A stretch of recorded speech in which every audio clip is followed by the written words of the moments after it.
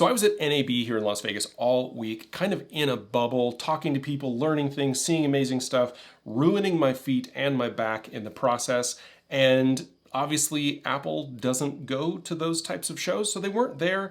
And when I get home, I am just bombarded with this bombshell story about Apple and AI and how they have done an absolutely terrible job keeping up with the market. I did a video a couple of weeks ago talking about it. I wanted to give you guys an update. And also I wanted to talk about the fact that as someone who uses AI quite a bit and someone who is a huge fan of Apple products, and I do a lot of my work on Apple product, Apple product, Apple product, I thought it was important to talk about it. So let's jump in and talk about how absolutely terribly Apple has done at getting into the AI game.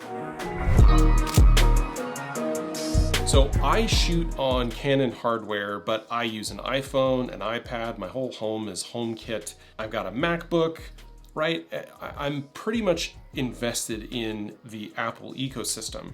I like their products. I think that they're designed well. I think their software over the last 5 years has started to take a nosedive, and I think that their interest in services has been really unfortunate considering the fact that existing users may depart the platform if they don't get with the program here.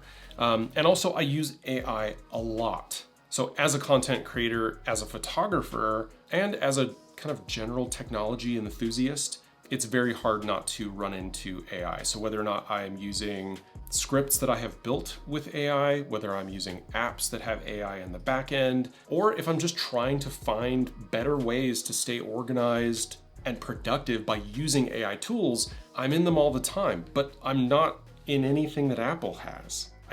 I do like Genmoji.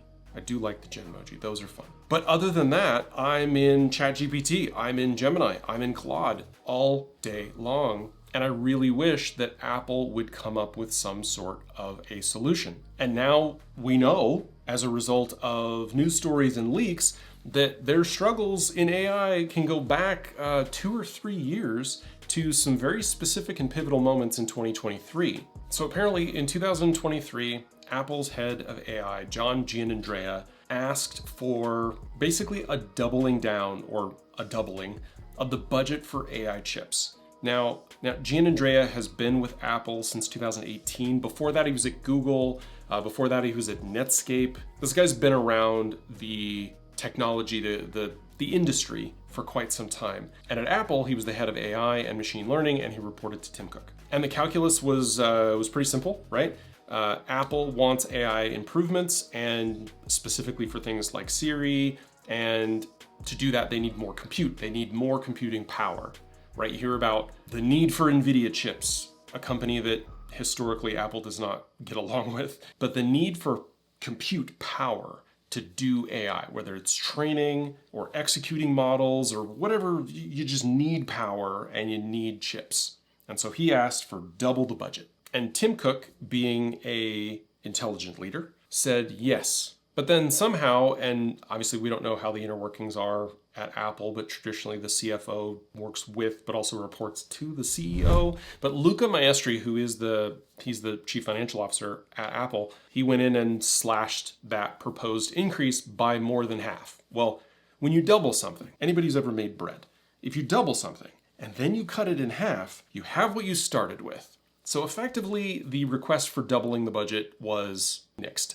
And the instruction was from the CFO to make the chips that they already had. And so the instruction from the CFO to the AI and machine learning team was to use the processing power that they already had, and just be better at it, right? Be more efficient, right? This was the same strategy that DeepSeek took before they did some other things to effectively use the compute that they had to do more and be more efficient with it, because I think we all know that AI models and training and that whole industry is being pretty sloppy with the use of its hardware in an effort to go as fast as possible. But that decision has had some pretty decent consequences now looking back 2 years. At that time, apparently Apple's data centers that they had access to had 50,000 GPUs, and those GPUs were 5 years old.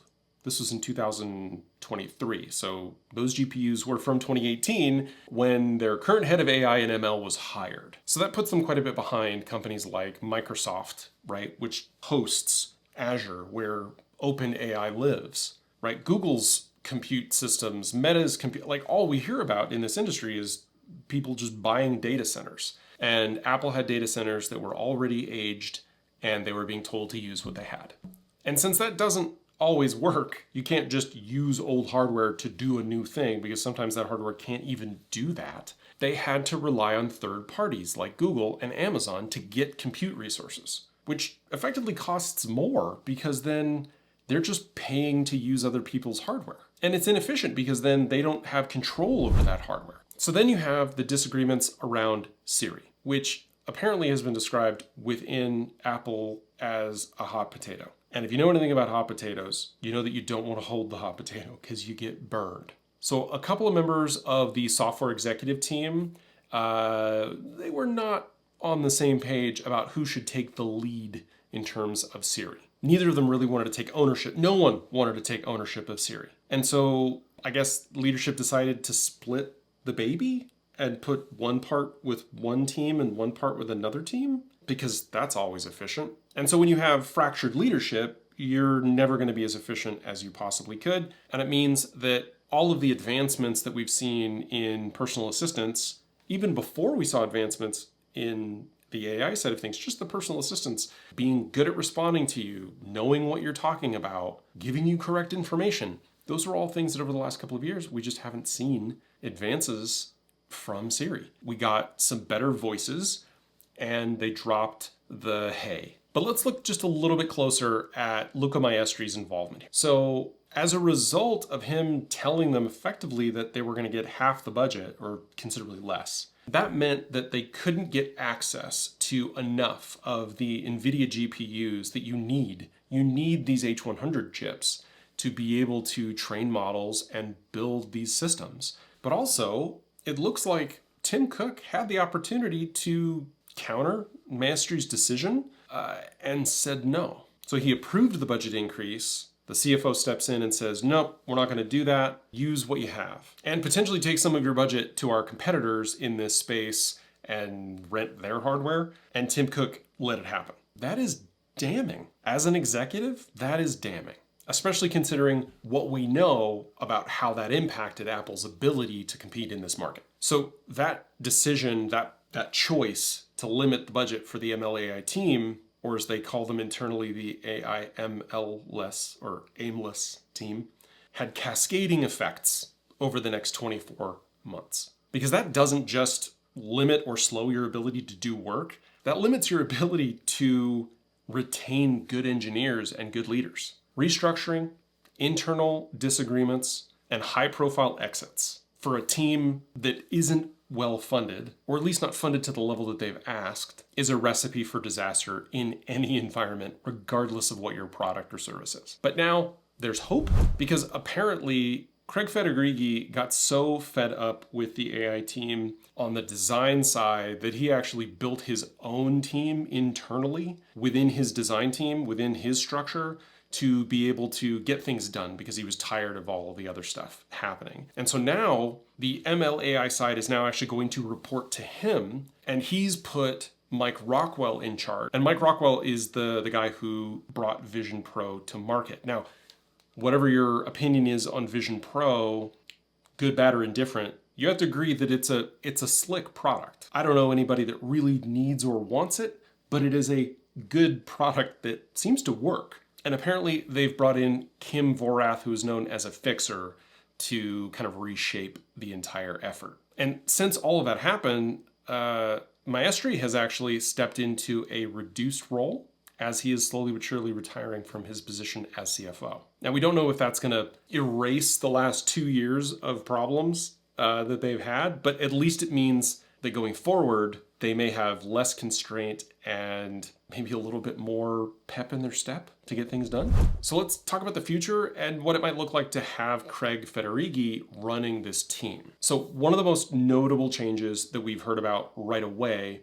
is that within this new team structure, engineers are now able to use and access third-party LLMs. LLMs are large language models. You hear them described as like ChatGPT 03 or 4.0 or Llama 4 or Gemini 2.5. These are the models that these AI systems use to do what they do. And previously, Apple had been on a path of creating two separate model frameworks. One was going to be called Minnie Mouse, and one was going to be called Mighty Mouse. And the Minnie Mouse would run on your phone. This would be kind of like a micro language model, not a large language model, but like a smaller one that would run on your phone, on your hardware, be efficient and tuned to just the types of things that you would do on a local small mobile device. And then the larger model, Mighty Mouse, would run in the cloud, in iCloud, in some sort of protected server environment. A lot of this was kind of described at WWDC last year, but that decision-making process was also apparently halted. It was very hard for them to build these models as a result of their limited budgets. And so while we don't know exactly which direction they're going to be going, the assumption is that in addition potentially to small on-device models and large cloud models, we'll also have direct access to third-party models. Now, right now, you can do that in iOS 18 using ChatGPT. You can actually ask, and I won't use the wake word, we'll say Shlomo. That's what we say in this house. You can say, hey, Shlomo, ask ChatGPT to, and it'll do that for you. And it works relatively well. But that additional step and the lack of direct integration, the lack of awareness of you and your systems and your schedule and all the things that have to do with the kind of personal involvement that you get on the phone makes these things far less capable. So the fact that now developers are able to access those third-party LLMs means potentially we might see that, and we might see it a little bit faster than we had expected considering the news that we've been hearing about Apple's history. Because previously, those third-party LLMs were inaccessible to engineers except to do things like benchmarking, where their models were woefully underperforming. Now, this move is expected to enhance Siri's capabilities in things like personal context, app integration, on-screen awareness pretty quickly. And I assume that this will be something like a bridge to get us to the Apple version of these types of features. It's about 2 months away when we'll see that stuff, and then we'll see it in the hands of users probably in the fall with iOS 19, with some of it being pushed likely into the following year. So app intents, personalization, and improved Siri capabilities might be something that we see by September or October. But additionally, and a part of this news is that with iOS 19, we're also getting a complete graphics overhaul for both iOS, iPadOS, and macOS, which again, we're talking about design, and design is Craig Federighi. So in addition to having now these AI features pushed into the fall of 2025, though potentially buoyed up by the inclusion of third-party LLMs, we're also going to have this huge design overhaul. With these changes said to have kind of a more cohesive, streamlined look. This is a visual update. This is not an under-the-hood update, at least not as far as we know. But the idea is that they are going to try to unify these platforms, not to work the same, but to look and feel similarly. And a lot of the inspiration is coming from Vision OS that was brought to market by the guy who is now heading up the advancements in the AI team. So updates to things like menus, icons, system buttons, app layouts, all that sort of stuff is going to be a part of this update. And this is really the first big graphics update that we've seen since iOS 7 or macOS Big Sur. We'll start seeing these updates at WWDC in June. They'll be released in the fall. But here's my hope. More important than new features, more important than even cohesive graphical user interfaces. The things that they show us need to ship, and the things that ship need to work. That's it. Show it to us, ship it, better work. Because some of us are getting a little antsy. Because if you ship things like an updated camera app, a messaging app, Safari, and AI integration that isn't good or doesn't work or doesn't look good, then I think Apple and those of us who have heavily invested in the Apple ecosystem are potentially in for a world of hurt. We'll see what makes the cut. It's exciting times. Hopefully everything goes smoothly. As I hear and learn more things, I will be doing videos. As someone who uses Apple products quite a bit, and as someone who feels like Apple really does move a lot of the market forward in a lot of different areas, my hope is that they continue to innovate and iterate. They gotta clean some stuff up, and they've got to go back and fix a couple of things. So hopefully they take the time to do that with these new releases. But that's it for me today on the Apple news. that's the kind of thing that you're into, I'd really appreciate it if you hit the subscribe button. If you found that this video was informative, go ahead and hit that like button. That's the easiest and freest way that you can support the channel. Another way you can support the channel is obviously by clicking on the memberships down below, as well as the affiliate links that I have down there on some of the products. I've got all the gear lists for everything that I use here in the studio, as well as what I use when I'm out adventuring and what I use when I am out as a working portrait, landscape, and family photographer. Last but not least, I was at the NAB show this week. I was at WPPI 2 weeks ago, and I have lots of videos that I'm working on for those shows. If that's something you're interested in, go ahead and leave me a comment. Go ahead and hit the subscribe button. Let me know if you were there and I missed you, or if you were there and I didn't miss you, and you know who you are. Thanks again so much for watching, and I'll see you in the next one.